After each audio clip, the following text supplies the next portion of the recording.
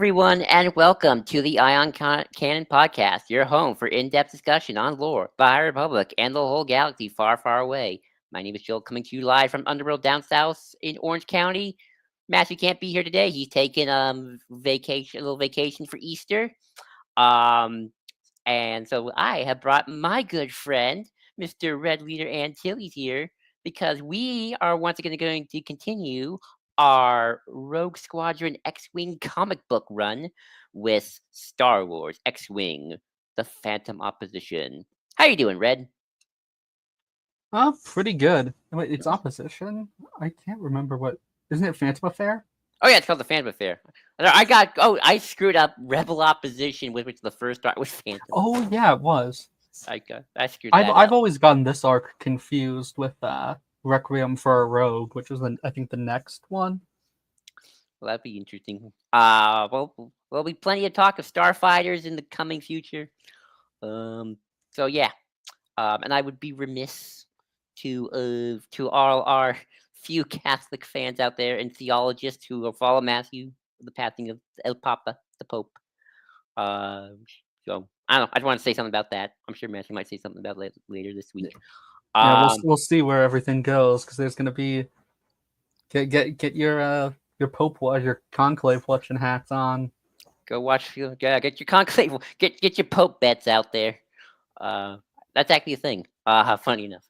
So yeah, get ready for that. So yeah, there'll be lots of that. So let's just dive right in it with Oh wait, first we gotta do the plugs. You can follow us, of course, on the Ion Cannon Blue Sky, and of course follow us on the Star Wars Underworld Discord. We haven't made plans yet, but it's either a toss up between Star Wars Fortnite or watching the first three episodes of Andor again, because I'm sure we all would watch it on the night of. So be on the lookout for that on Fridays, like usual. No tractor beam this week, but I will be on with Matthew as we do our own little separate Star Wars celebration thing. Talk about books and stuff. So that'll be fun. So look on that for Wednesday. And yeah, so let's get right to it. So for my week of Star Wars, I kind of have two things. Obviously, Star Wars Celebration, but actually, I had a question for you, Red, about something you brought up in one of our comments. Which, by the way, thank you for the comments. We talked about them in the episode afterwards, where we talked about the Empire. We had really good discussion about that.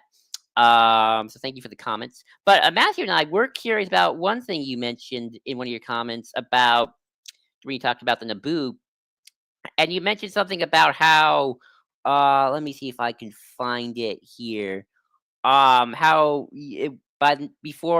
during Phantom Menace, it was never completely established that the Republic became the Empire directly. I was curious what you meant by that, because I imagine I weren't quite sure, although I had a suspicion this is like a 90s legend lore thing that I'm just not remembering. Could you go a little more in deep depth with that? Yeah, so at that time, really like 98, I'm pretty sure Mhm. we still hadn't fully got like it was lending more towards that direction. Mhm. Or even past Phantom Menace. Right. I think it was still a little bit up in the air if the Empire would be what the Republic, just the Republic's government changing, Mhm. or if it would be something. Okay, we now know Palpatine was that the Emperor was also the Chancellor, which was new information. Mhm. We didn't know that previously. Uh, or well, we know we did, right? I think as far back as the Rogue Squadron books, but we didn't know that there was a continuity of government there. The Rogue Squadron books, Mhm. when they go to Coruscant, Mhm. establish that the Empire is a separate entity, and Mhm. that there's like a Jedi rebellion that they claim happens, and that they put down, but that there's like President of the Republic, which essentially is just Chancellor, Mhm. uh, and there's a fight, like there's a prolonged period of a couple of years, it seems, Mhm. between the end of the Clone Wars and also the emergence of the Empire and Mhm. the fall of the Old Republic. Mhm. Interesting. That that would have been interesting to see at the very least. Now kind of have imagined like, oh no, it's the Emperor. Quick, Chancellor Palpatine, We must get you to your safety before the Emperor comes in. Yes, that's the Emperor. I'm sorry. A I mean, little bit. essentially was doing that in some way, just with Sidious and Oh, it's so Palpatine. it's so true.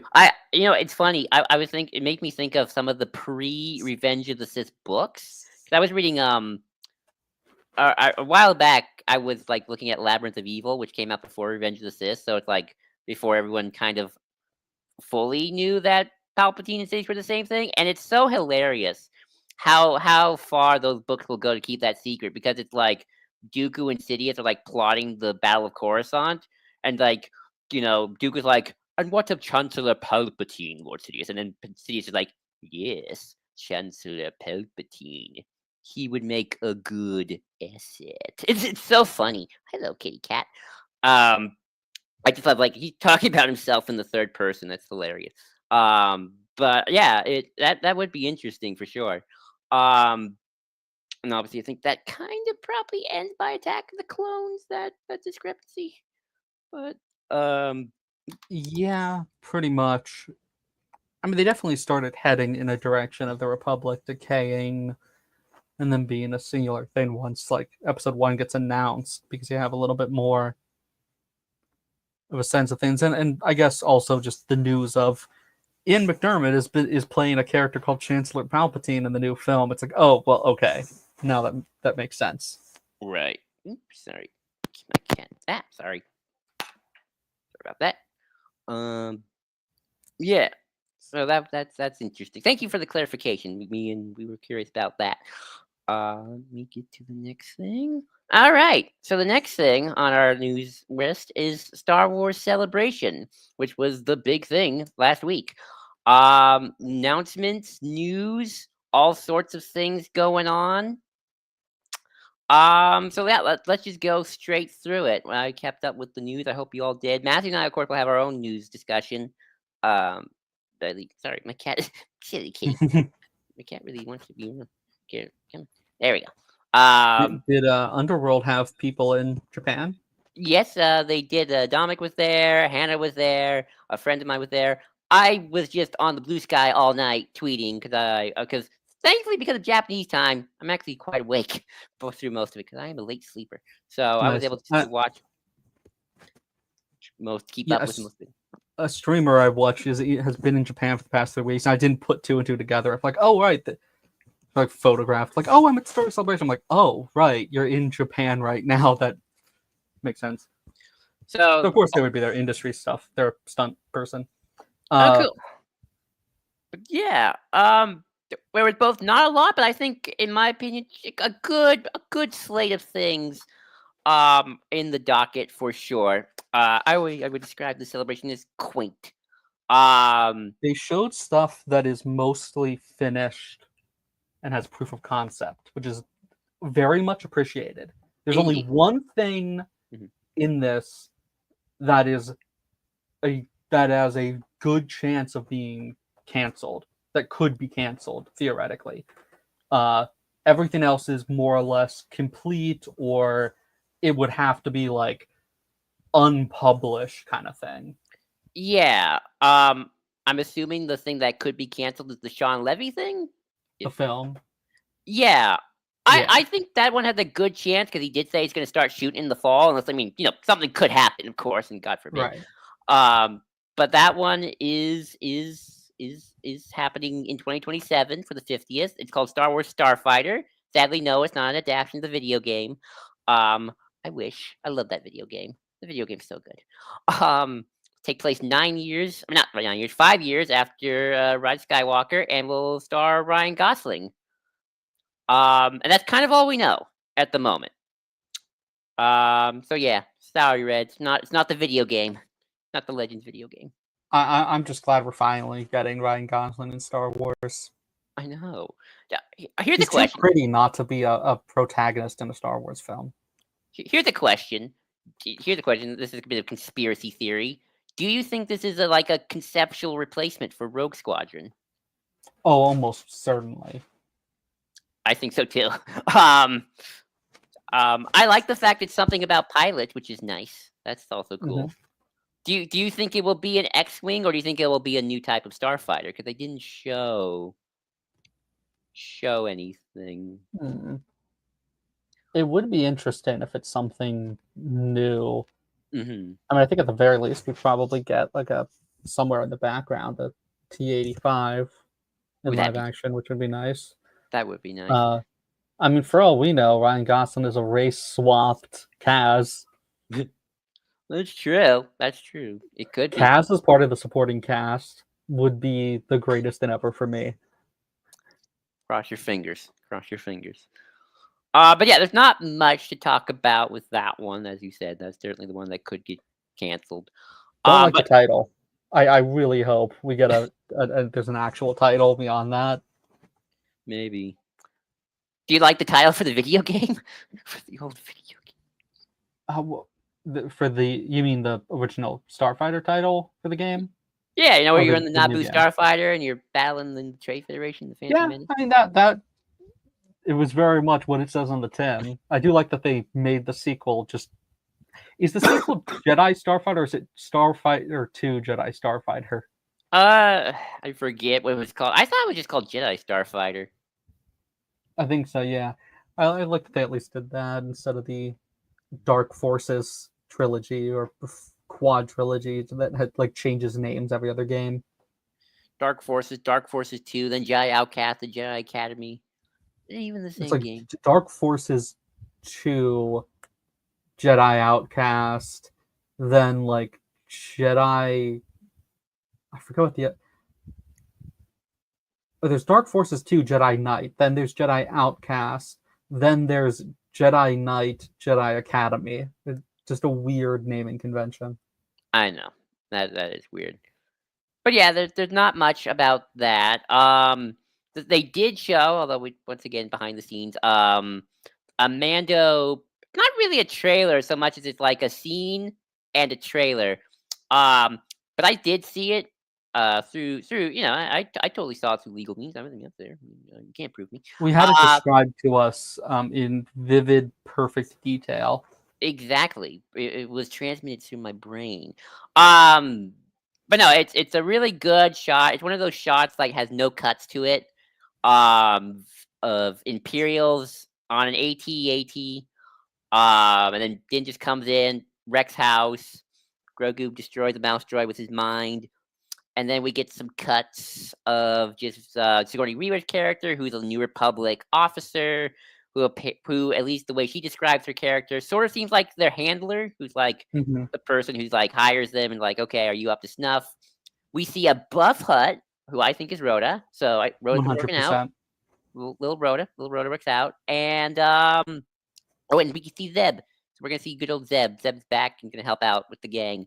Not much there, but I did like it.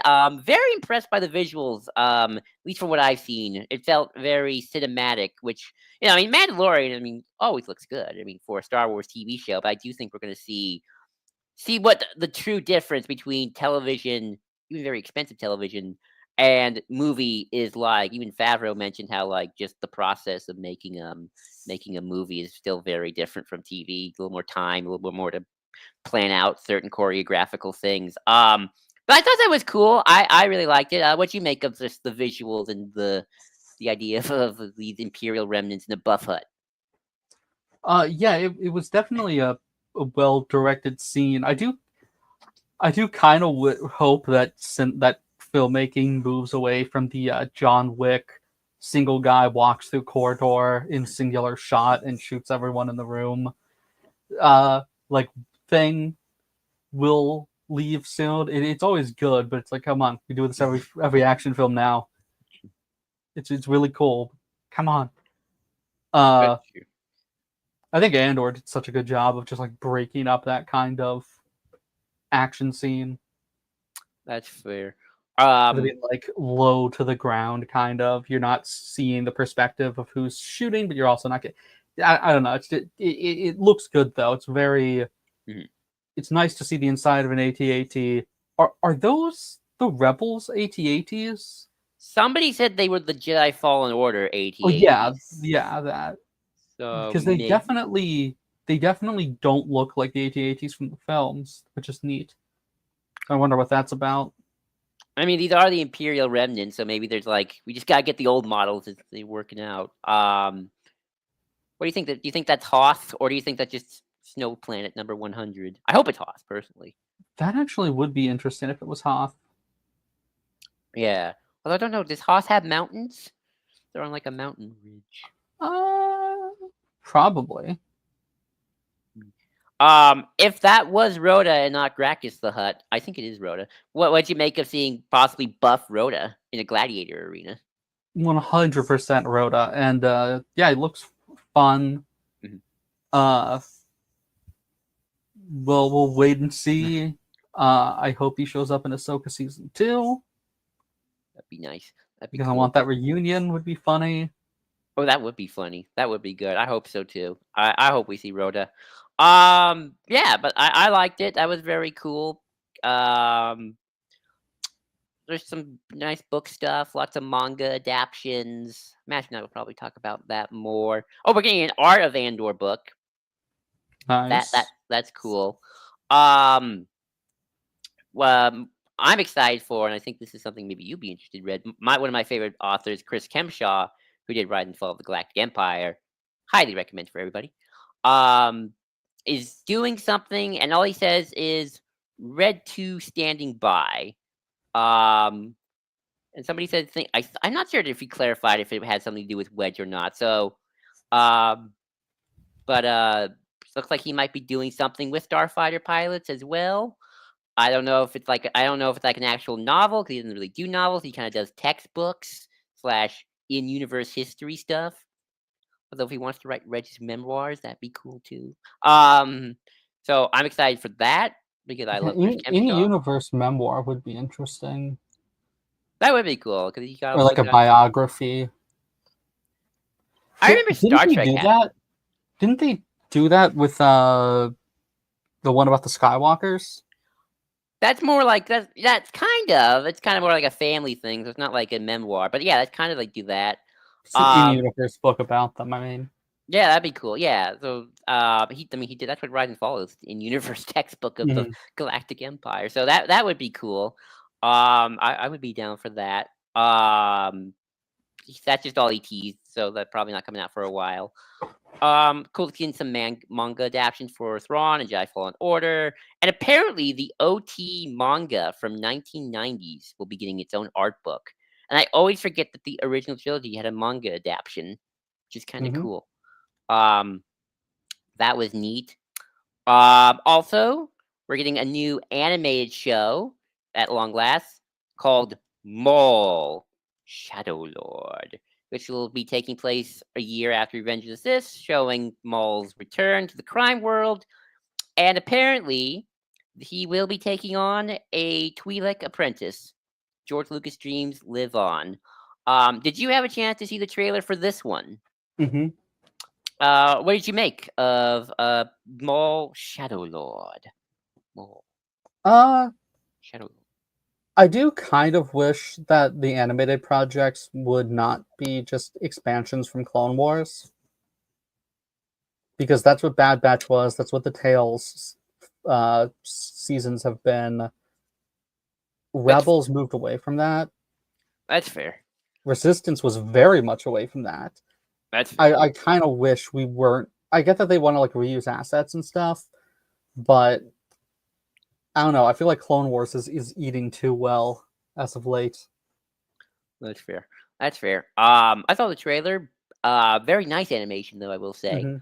The not Darth Talon character intrigues me. I doubt it's gonna be Darth Talon, but they knew what they were doing. The Twi'lek who is like his rival / ally in the Maul miniseries, she dies, right? Yeah. Yeah, and she also has blue skin. But it is funny how that trend continues. Yeah. I mean, this one's pink, so it's almost red. So yeah, that's not coming out to 2026. We got some Ahsoka season 2 news in the panel as well. Obviously they mostly just went over season 1. We saw our first look at the recast for Balin, played by Rory.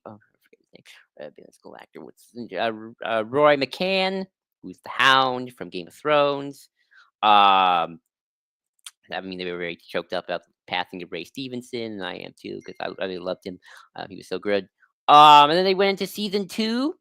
I wish I could show you this trailer because this trailer was wild. They're going to be it seems like the trailer will have both the Peridia story and, at least according to the concept art, there's going to be like ancient machines they gotta fight. It's like very. Someone once described it as very alien Romulus, at least for the concept art. What kind of Peridia is looking like? Got that kind of vibe going on. And then in the main galaxy, because we're gonna have like kind of the main galaxy plot and the pretty plot, we're gonna have the New Republic go up against Thrawn. Looks like a lot of fighting on Dathomir. We see Night Sisters in these like commando-like gears. So I was right. The Night Sisters are the new Nogri. And apparently they're trying to make new Akbar public because Akbar is gonna be a bigger role in this season. Taking on Thrawn. So that's gonna be cool, I think. Just 2 alien characters going at it. Oh, and there's concept art of Chopper with a blaster. We have Chopper with a blaster. Be afraid, people. The war crimes are coming. But yeah, did you see anything in that in those trailers or anything, Red, in particular? I saw the Balin concept stuff. That's cool. Or the photos, actually, yeah. Yeah, that was good. There's actually a concept art that looks like something straight out of the comics of Thrawn in his command chair, looking at a big old screen. Anything else you want to comment on this part before I move on to the next? No, just excited. Glad that Disney Plus confirmed a season 3 by accident. Oh yeah, that was funny. What you make of bringing in Akbar to fight Thrawn as sort of our main dude? Nice Heir to the Empire throwback, and it'll be cool to get some stuff from the perspective of ship characters, not just starfighters or freighters and stuff. There was like someone described a concept of the Home One getting attacked, and it looked like even infiltrated because there's a picture of like Republic soldiers getting attacked by Enoch, the guy in the gold mask with like Night Sister commandos by him. So it's like I'm scared for the Home One. Do we know if the Home One made it out to the sequel era? So yes, kind of. Before the Awakening, the ship that Wedge and his proto Black Squadron is based out of, him and Kare's squadron, is Home One. I think that got retconned, but not really. It might also have been stated that it was Home One that Akbar got kidnapped from, because remember that whole thing where Akbar's kidnapped by the First Order, and that is like the Lego game does that, because they were setting up the idea of doing stories around the sequel trilogy while those films were coming out. Oh yeah. And they decided just not to. Yeah. So I mean, maybe who knows? I'm worried about my Home One. Home One's not looking good. So there's that. So yeah, that was cool. I'm excited for that. But of course, the big thing, of course, that I think we're all hyped up about, that's coming tomorrow,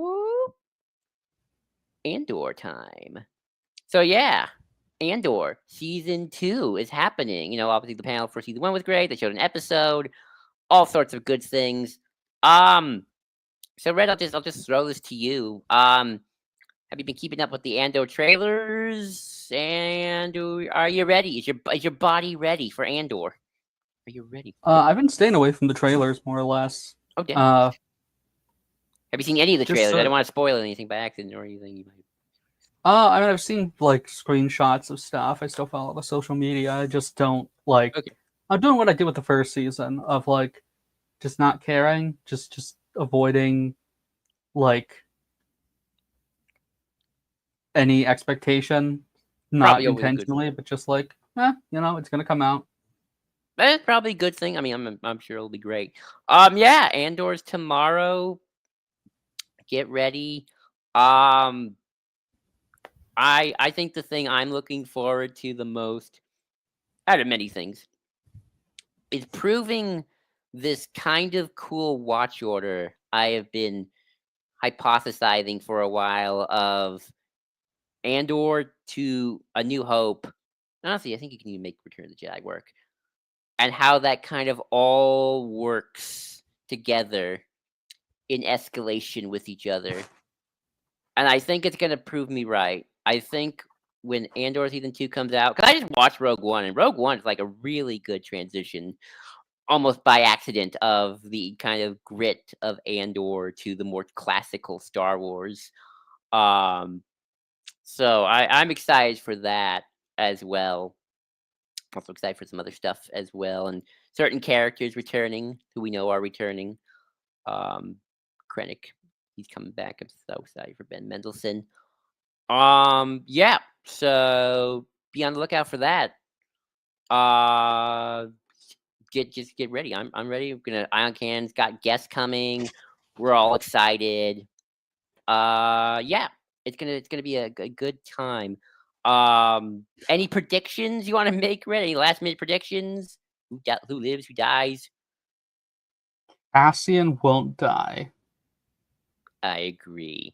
Um, K2, I think, is probably going to be like the second or third arc. I can see that. I can see that. Do you think Luthen makes it out of it? No. No. Yeah, probably right. Um, I think if Tony Gilroy wants to make this the greatest Star Wars ever, he will be true to legends and just show Tarkin arrive at the Gorman massacre and squish. Yeah. He'll squish the protesters, and then Tarkin will just be on his way like nothing happened. I mean that probably moment's gonna be intense. Yeah. That's gonna be fun. I will say, I know we don't want to get too much into the marketing stuff, but there is one thing that Tony Gilroy brought up, which I think is interesting, is that apparently one thing that inspired him for this season was the Wannsee Conference of World War II fame. I'm sure you know what that is, Red. Hmm. So I'll be very curious to see how that played out. Because I've seen this film Conspiracy. And I know what the Wannsee Most of what I know about it is Chapo Trap House talking to a German podcast, uh, and them and asking about the AFD, and the person casually saying, "Well, you know how they had that second 1C conference recently?" No, I don't know about the second 1C conference, and now I'm afraid to ask. Yes. Well, that's definitely an inspiration for Andor season 2, or at least a part of it. So I'll be very kind of curious to see what that's about. Um yeah. I'm excited for it. I hope it's good. And we'll be talking about it live on the podcast next week. So stay tuned. Very, very excited. Oh, I mean, I will hype you on this. Admiral Radis is apparently going to be coming back, so you will at least get Radis. I'm still hoping for Draven. Mhm. Um, but at least we're getting some Mon Cala love this year next, so that's fun. So yeah, Andor hype. Whoop whoop whoop. All right. Well, now that that is all taken care of, let's go into the Phantom Affair, X-Wing, Rogue Squadron, the Phantom Affair. So yeah, so we're back to our Rogue Squadron comic book run, with the second arc, and I'll just give my overall thoughts on this one first before we get into it. Another fun arc. I liked that seeing the New Republic deal with a lot of the neutral planets in the galaxy, and kind of seeing like, hey, we're gonna have to, get allies and stuff like that, and dealing with these local governments, and like the Empire or the Remnant and the Republic are kind of like in somewhat equal footings to one another. I thought that was cool. I like seeing essentially Endor truther groups out there, which totally is a thing that will happen. That was fun.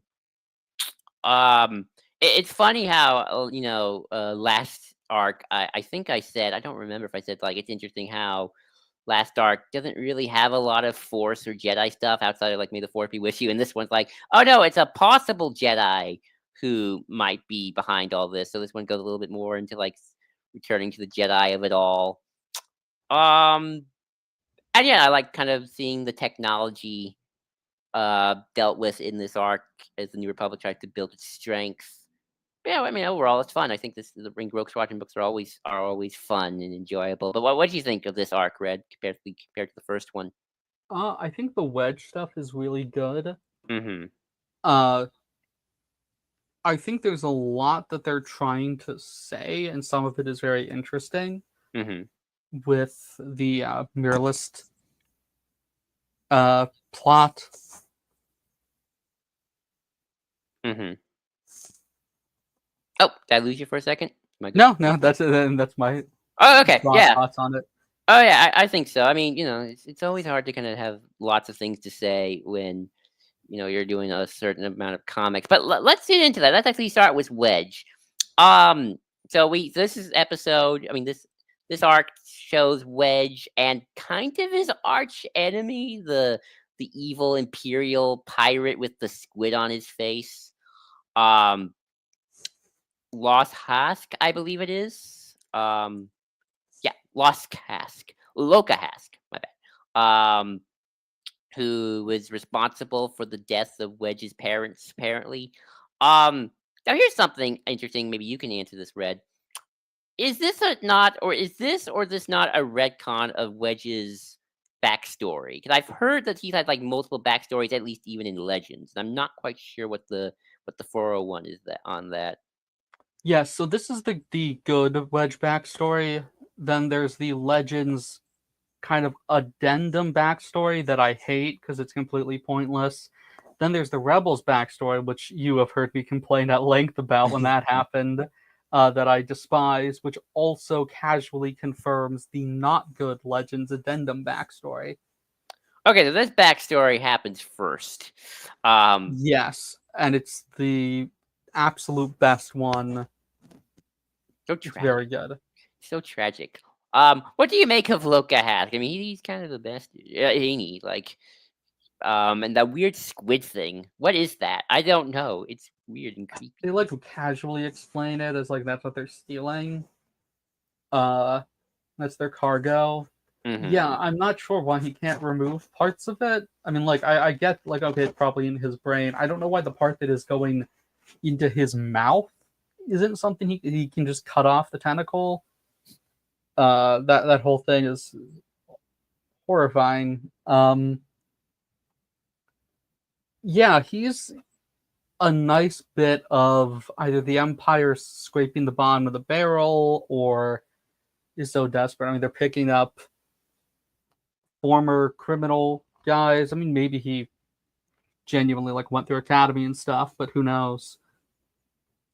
I mean, you get the sense he's a survivor above all else. Yeah. I liked him. I liked his dynamic with Wedge. He just oozing at the fact that he killed his parents. It's like it's really good. Um, I thought that was really cool. You mentioned that you felt like they were trying to say a lot with the Mercy, the aliens, the planet. Would you like? Could you kind of go into more depth with that, like where you felt like it was a hit and where it missed a little bit? Yeah, so the plot of this is that Mirrorlist has created You're listening. a like shadow ship, essentially like a small uh cloaking device. Because the vessels, like we have the line in Empire Strikes Back, like no ship that small has a cloaking device. They say they have found a way to get the energy output to create a cloaking device for a smaller vessel.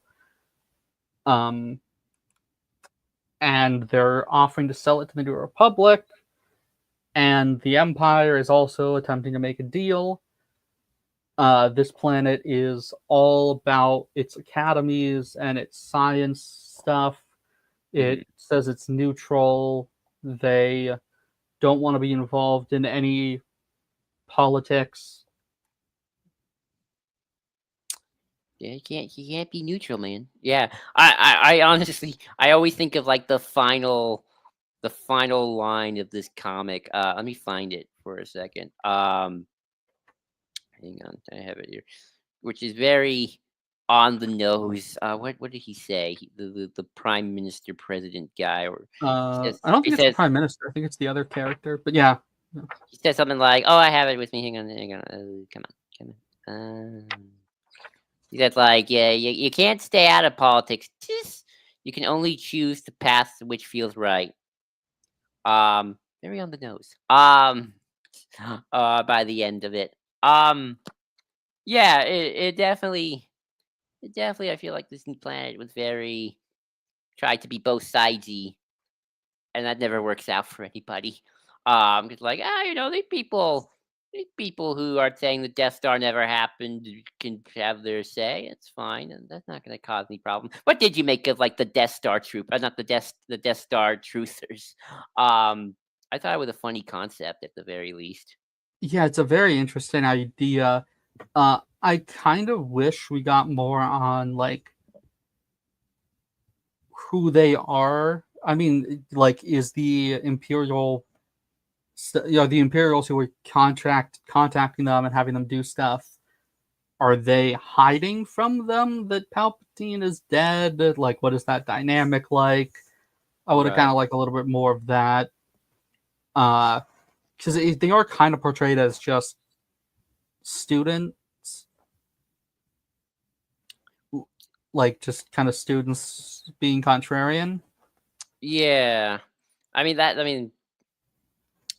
something. I mean that is sort of the part interesting thing about the post Endor era.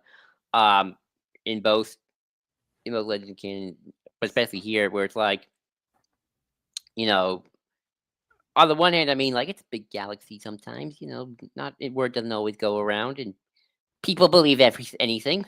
That's how you can turn the Jedi from a 10,000, institution republic to people being like, "Ah, I don't care about the Jedi." Um, so, it's like, people can be like, the Emperor is still alive. He didn't die. Endor didn't happen. It's all a ruse. Everything's fine. Um, Uh, I do wonder if like are these just organic students, and then when the empire comes, it's like, hey, hey, we want to help us out, pro imperial students, or Mm-hmm. are they getting funded, CIA style? Um, that might be that's interesting. I mean, I like just the idea of like local, almost civilian paramilitary militia, not even paramilitary, just like random militia groups.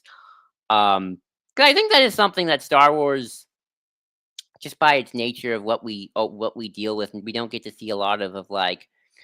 I always think it's interesting seeing the civilian supporters of the Empire, who aren't just officers or obviously already part of the military, or just like it's like that Fleck from Obi-Wan, even where Mm-hmm. it's like or in the Mask of Fear, there's like this great like pro imperial protest, and they're just a bunch of civilians of like, oh yeah, the Empire still has like local supporters. It's not just all Palpatine and the military. There's like local civilians waving their little flags. Um, so I think that was a cool idea as well. Um, do you think it's interesting that the Rogue Squadron books, I think, deal with like the planetary government?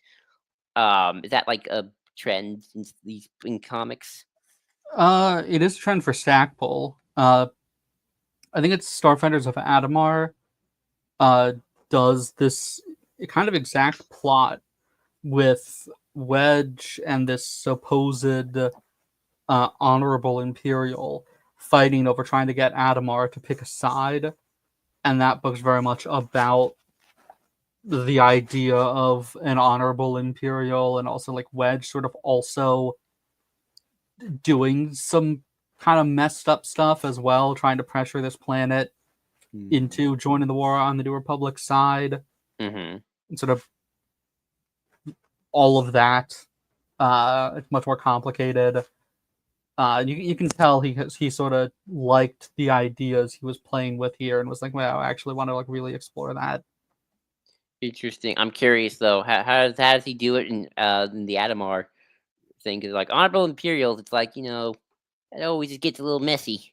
Oh, well, the point is that the guy just kind of gives himself an excuse Oh, of like, okay. oh, I'm not going to force the planet to join. I'm gonna be totally just they'll choose of their own will because I'm that smart, or like I've never been involved in a massacre directly, and it's like, yeah, that's true, but also who cares? Like, that's kind of the point they come away with of like it is just the guy almost doesn't even believe in the empire so much as just his own personal ego of this idea of honor.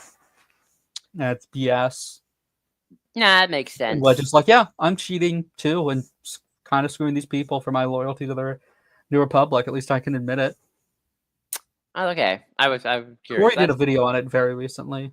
Oh, nice. Oh, yeah, I think I saw that one. Good stuff. Um, so yeah.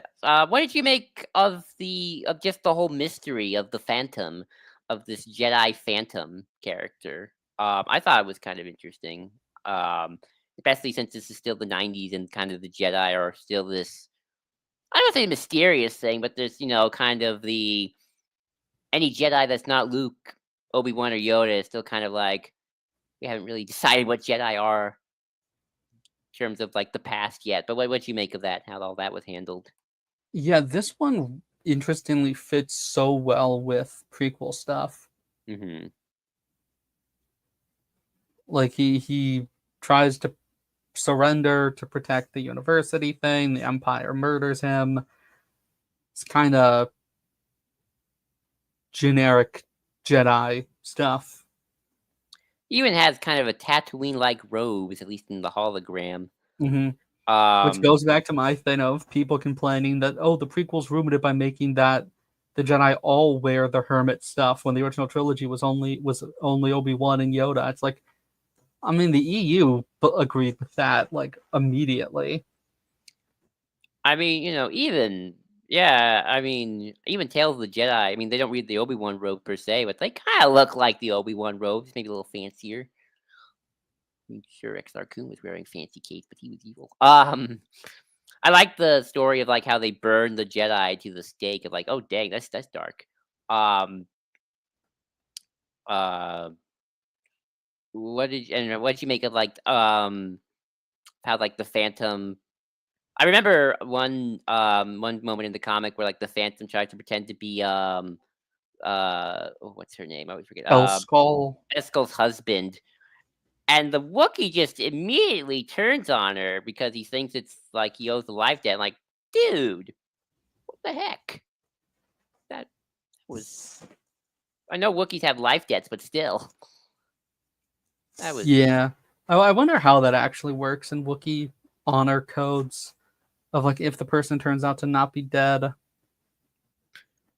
I just now have this image of like the Wookiee trying to make the calculation in his mind of like, my life debt passed to her, but now he's alive, so doesn't that mean my life debt's not a part of hers? Poor Wookiee head. Poor fella. No, I mean I thought that was silly. But then you get what you make of the? But what did you also make of just in terms of the planet, its connection to the Death Star and the technology about how they thought they were doing good, and then ultimately it's like, oh nope, the Empire can use it for evil. Uh, I think it was a bit too easy to make it the Death Star. How come? Just curious. Uh, I think the message should go beyond like, oh, I accidentally, it's bad to remain apolitical but still arm people Mhm. because what if they make a super weapon? It's like, even if you were helping the Empire with like, air conditioning units in their AT-ATs, it's like that is still collaborating with them, or if it's stuff like TIE bombers or whatever. I think going for the most extreme thing kind of weakens it to some extent. I can see that.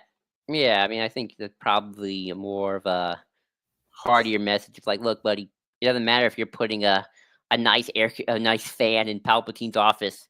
You're still putting a fan in Palpatine's office. You don't want him to have a nice air conditioned office. Make him Yeah, you miserable. gotta have like really big air AC unit that like blows his robe off or whatever in Robot Chicken. Hey I know. Crayola, can you get that? Well, how can this day get any worse? I said it sarcastically, so I should be safe. Um, no, you're right. I agree with that. And by the way, did what did you make of Rockstar Falcon, or as I call him, Peter Capaldi in a wheelchair? Because he looks like Peter Capaldi. Yeah, he's interesting. I would have liked to have more stuff with him.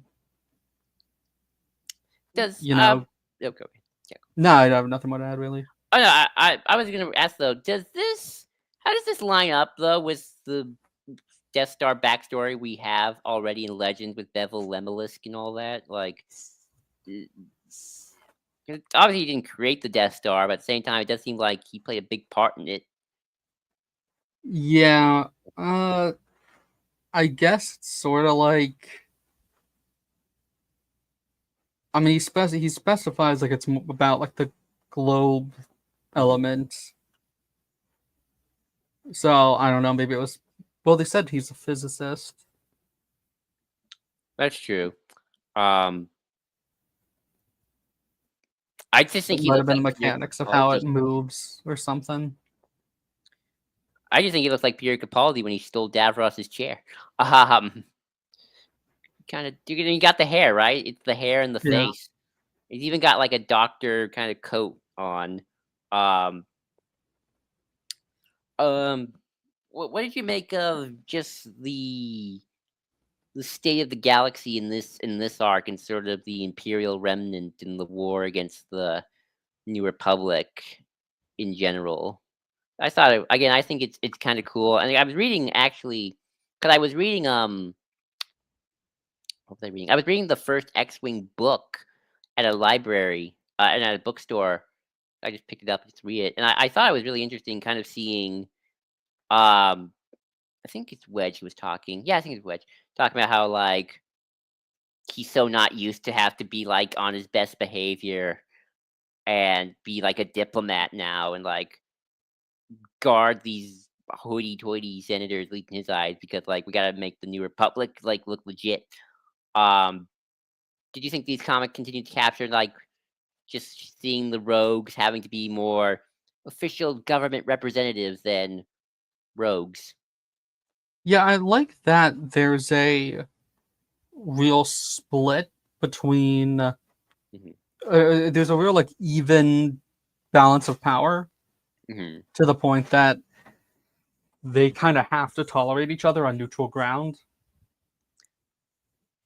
Yeah, I think that's cool, especially at this point in the timeline. Because like by the time you get to the Thrawn trilogy, it does seem like it's more of an inverse of.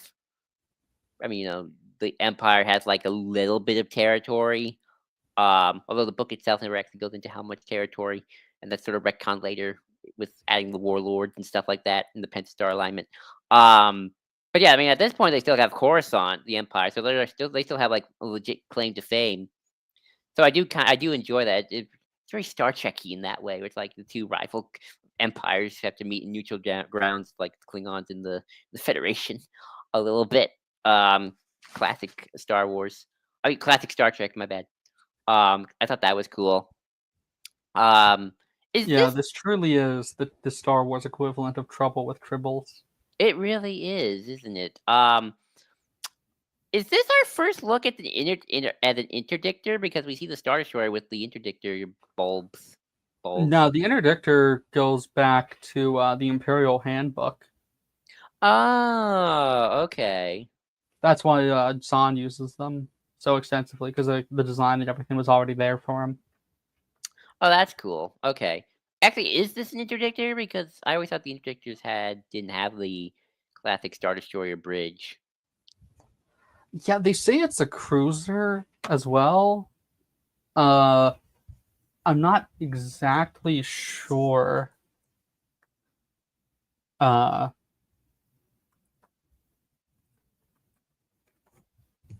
what it is supposed to be. Yeah, I've seen its design before and other things, but I'm not quite sure what it is. I mean, it might, but it looks like it has the interdictor uh uh devices on it.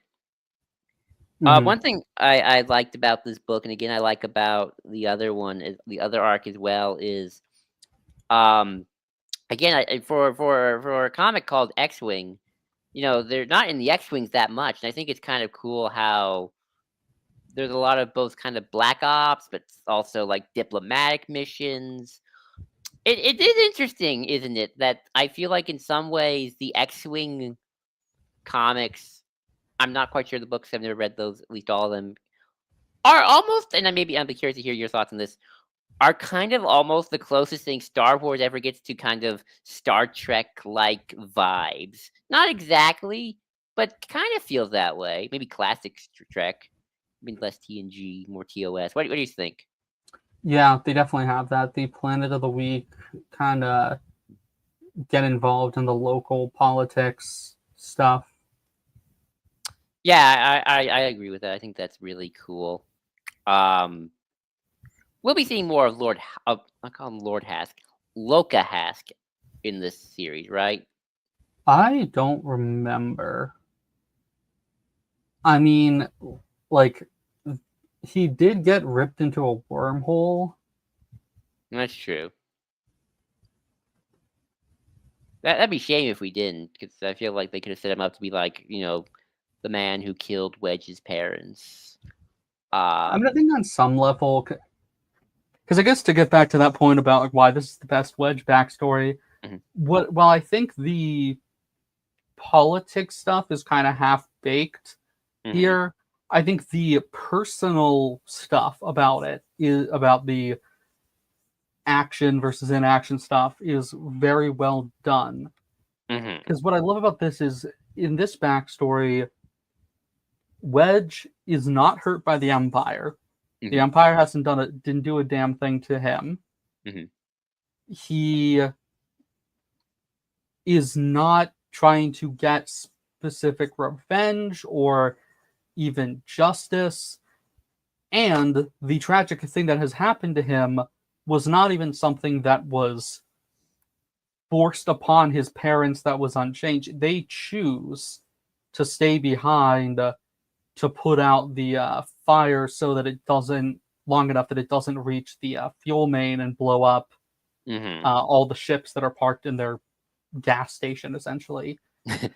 Like they're he has to watch his parents die because they sacrifice themselves without at a blink of an eye, and that sort of informs who Wedge is. Mhm. That's not, oh, he joined the Imperial Academy and he wants to defect, or the short story called Lucky, where it's like, oh, he had a random girlfriend who got bombed by the Imperials or something, and that's why he hates the Empire. And it's just like, that's less interesting. The Empire, shot his dog or whatever is not as good of an inspiration for the character as he has no beef with the Empire. He's doing this because it is the right thing to do.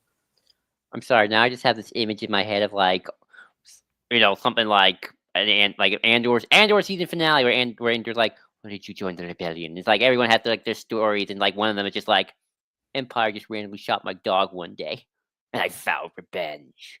Um, but no, I mean I agree with that. I think that's definitely a good aspect of Wedge's character. Um, I'm curious though, how the heck does um the legends tack on work within this book, or does it? I mean, not in terms of like, I mean, I know it cheapens it, but like, when does that happen? Is like, do his parents die and then Wedge goes on with his life, and then one day the Empire just shoots his girlfriend or something? Is that the? Yeah, I think like she and her father are working for some rebels or something, and a TIE bomber bombs them while Wedge is away. It's a short story in Star Wars Tales that's kind of just like a casual addendum or like addition that doesn't reference any of his previous backstory. Oh, okay, that's interesting. I mean, I know I don't know we talked about the Rebels one, but I've always been curious because I knew that Legends had like two backstories, and I wondered like, oh, are those reconcilable? And I guess not. Yeah. And in Rebels, his girlfriend's name is on his helmet, which That's is weird because it's like, okay, he joined the Imperial Academy, but that still happens. I forgot about that episode, so it's like, okay. Like they murder his girlfriend in this continuity, and he still joins the academy. You gotta get work somehow. Actually, a bit of a side, but this is something that was bothered. That was I was thinking about when I was watching Rogue One the other day. Um, how long was Biggs in the rebellion for? Because I was thinking about this, and if we take the A New Hope deleted scene into account, Biggs and Luke are looking up at the sky as Leia's ship and Vader's ship are battling each other, and Biggs has not joined the rebellion yet. So was he in the rebellion like for a week when Luke and Han were just drafting going to Alderaan? Pretty much. He does like one mission, and there's that arc from Empire Mhm. that gives the full story of like the mutiny, him becoming friends with Hobby, them jumping ship.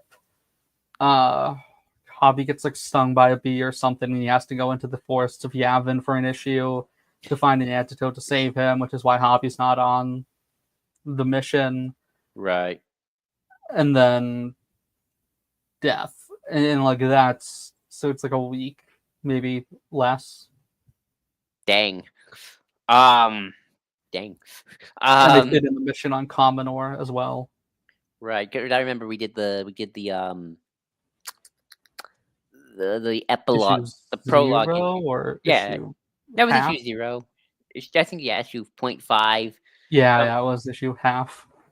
so I was kind of just wondering if like was Biggs only in the rebellion for a week and only had like one mission? Because like if we're taking those episode 4 deleted scenes into account, which I somewhat still do to this day, he wasn't in the rebellion for that long. So that's just something that was interesting me. What you make of the other rogues and the other characters in it, like Wedge's like little friend who he meets in the planet. Who? Um, she's the girl with like black hair and like in the Oh, wedding dress. Mirax. That's Corin's wife. Oh, that's Corin's wife. Okay. Yeah, Mirax is Booster's daughter. She's like one of the main characters in the Rogue Squadron books.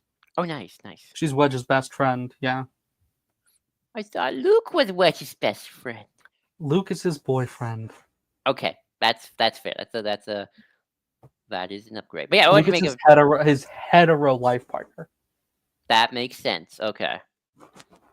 But yeah, what would you make of the other Rogue Squadron characters here and what they were up to? Plur continues to be just the worst. Celestin guy is fun, even if he only has like one character trait. It's an endearing one. Mm. The Quarren and the Mon Cala aren't present at all. Oh yeah, maybe they'll come next issue. Wes is still bedridden and has his sense of humor and everything. Hobby is gets a lot in this, which is nice. Love seeing Hobby. Yeah, he gets framed, right? By those dudes. That's another aspect of, again, when we go back to the neutrality aspect of like, how do you deal with like these people who are like not trying to kill you, but also are like, yeah, Endor, that's a lie. It's a freaking lie. No, that didn't happen. And it's like, I was there. I saw Wedge go in the Death Star's giant thing and blow it up. Lando was also there.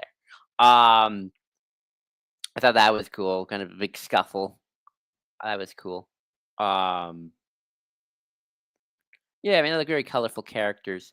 As we've been reading these, I've been wondering how these comics line up or stack up with the books. Like, are they the same vibes? Are they a little shorter? I guess the books are longer by comparison.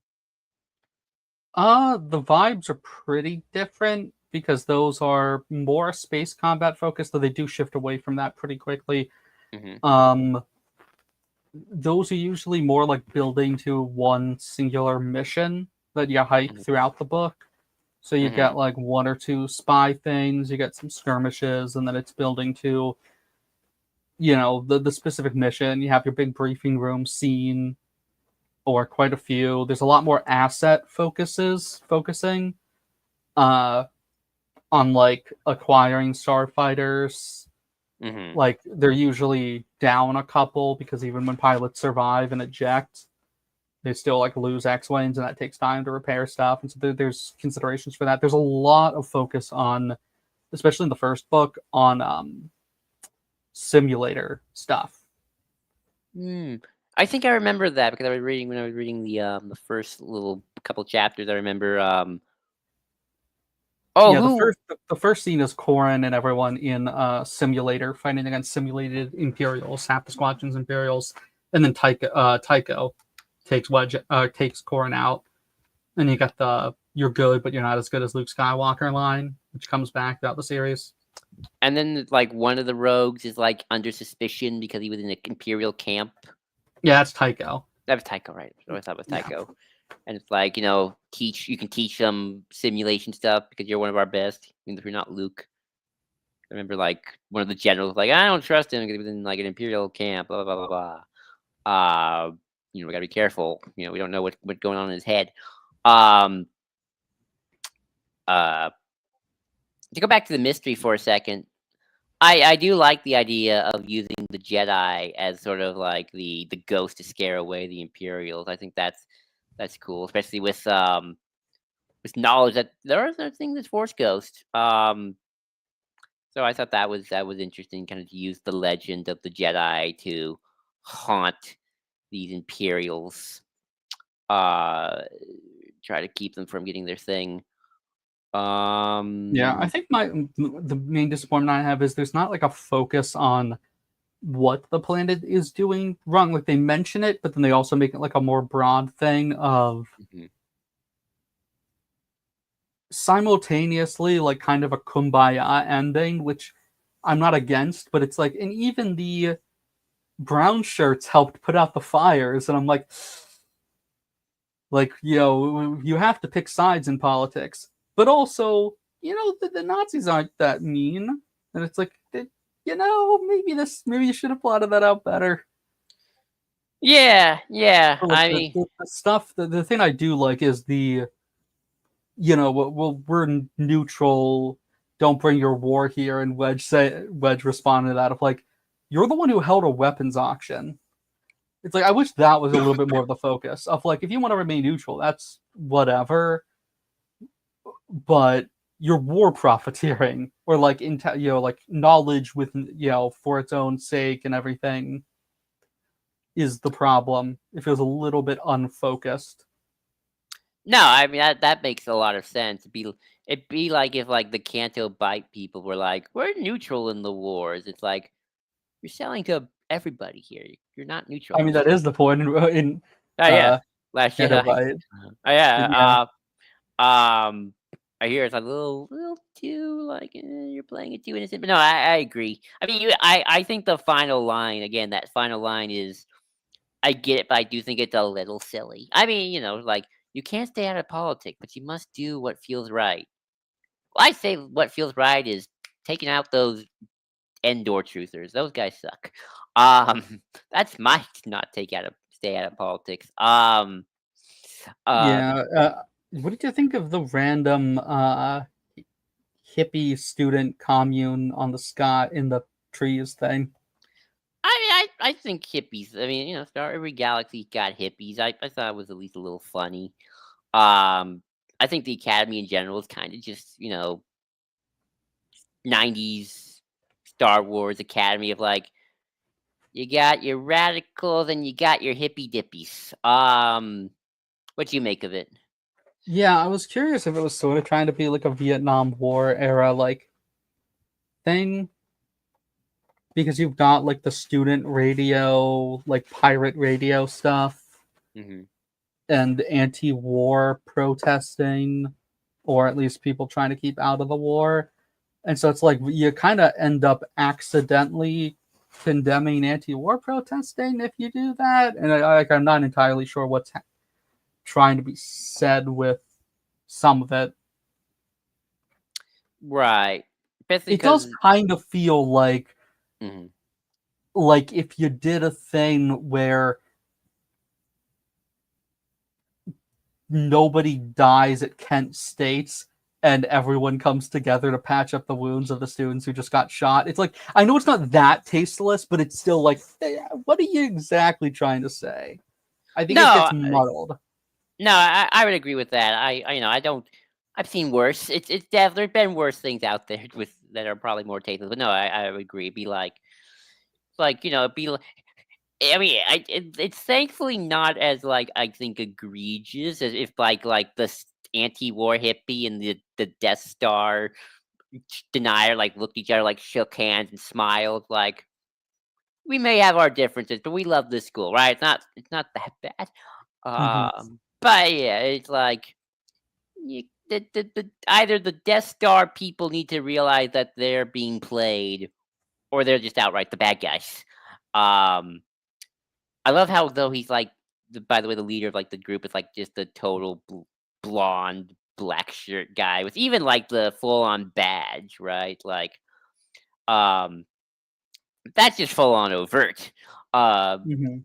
Nazi allegory. It's funny. Both this and the previous arc really lean into the Empire do the salute, and these guys look like SS men. Yep. Let's see, I'm just trying to see. Um, Also, Wedge flies a ship that they say is a Z-95, but is very obviously an X-wing in the art. oop, It has S foils, or it is separating S foils.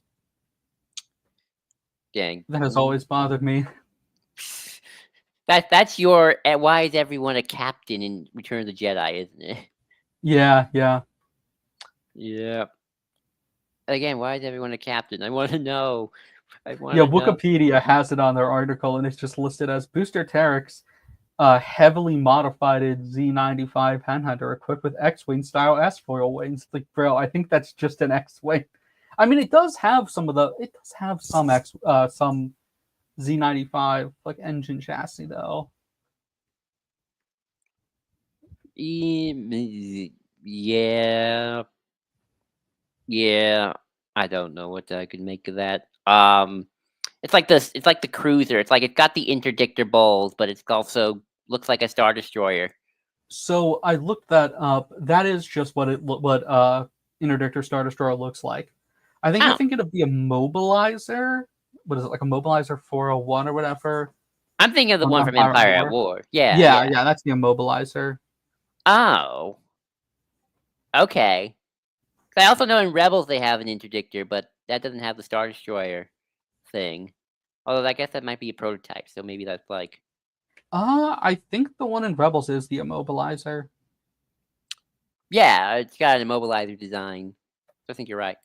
Um, so there's that. I like the art when it gets sucked into a black hole. Oh yeah, I The love how horrifying scream of the Imperials as they're twisted around.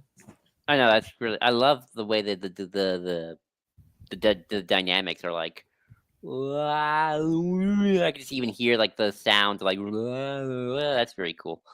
Mhm. Um, we're making the design of the aliens, by the way, of the planet. Just in terms of design and the look. They look cool. You also get a lot of original, just background ones. Um,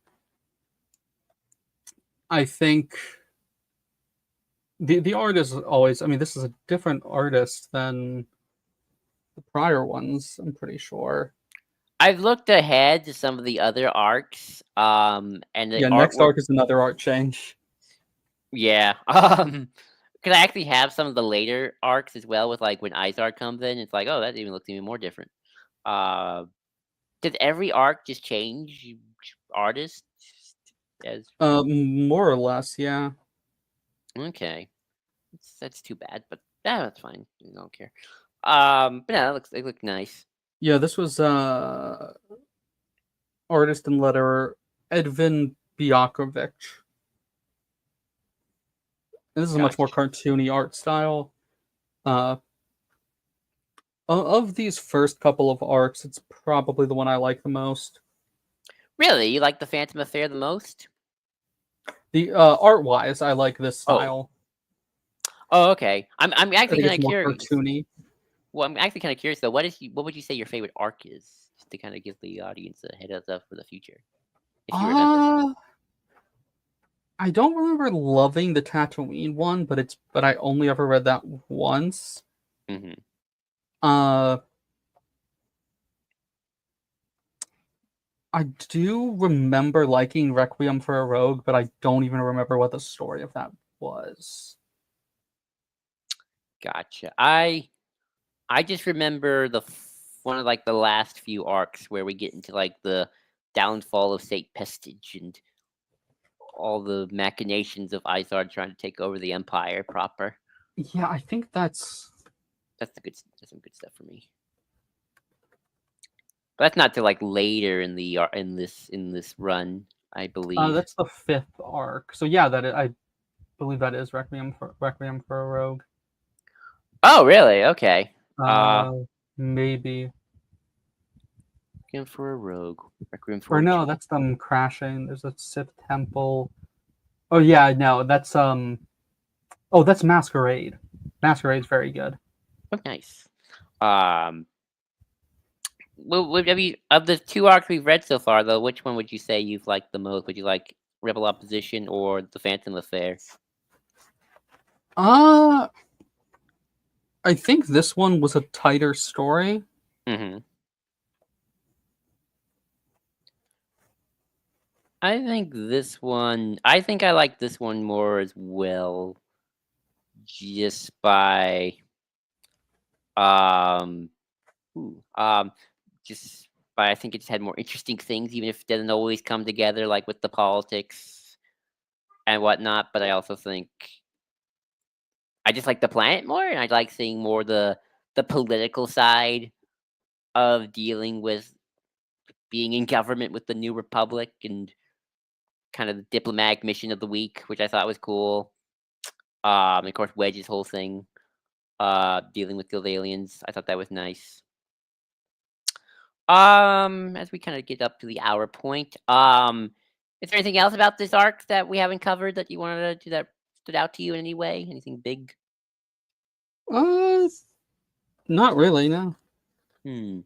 I have to ask. Let's do a little compare and contrast since we're still here. Um, have you in have you- as we kind of reread this and reread Tales of the Jedi?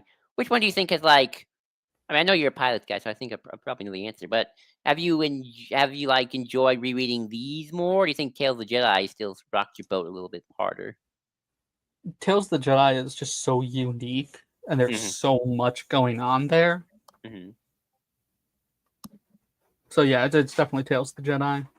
Nah, I agree, but don't worry. I'm still happy to do the continue these because they're fun. As we do our Legends look back. These are good stuff. Um, have Yeah, and you? eventually we'll do Rogue Leader. Oh yeah, we gotta do Rogue Leader too. Hmm. What's the difference between with this and Rogue Leader? Rogue Leader is much later. Or not much later, but it's like early 2000s.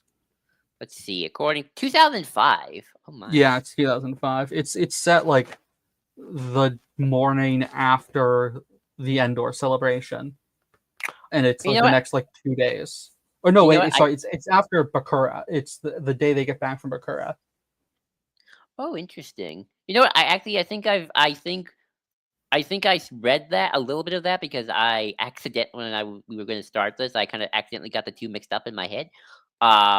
Good thing I double checked.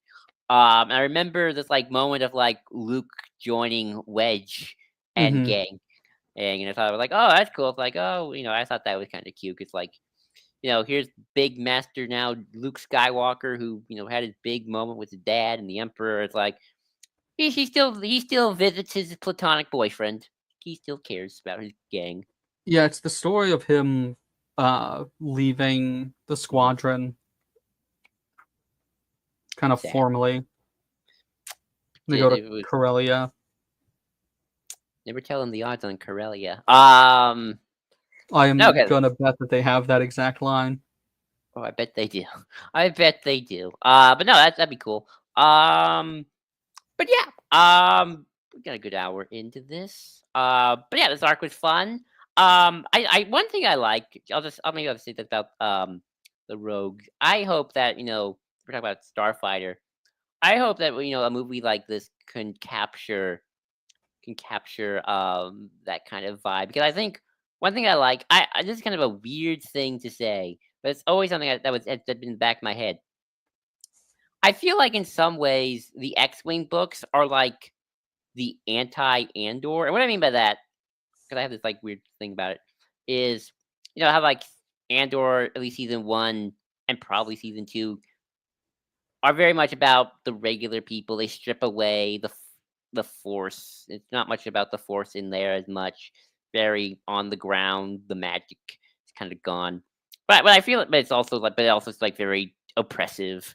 I mean, it's supposed to be. I'm not critiquing that at all. I'm very glad by that.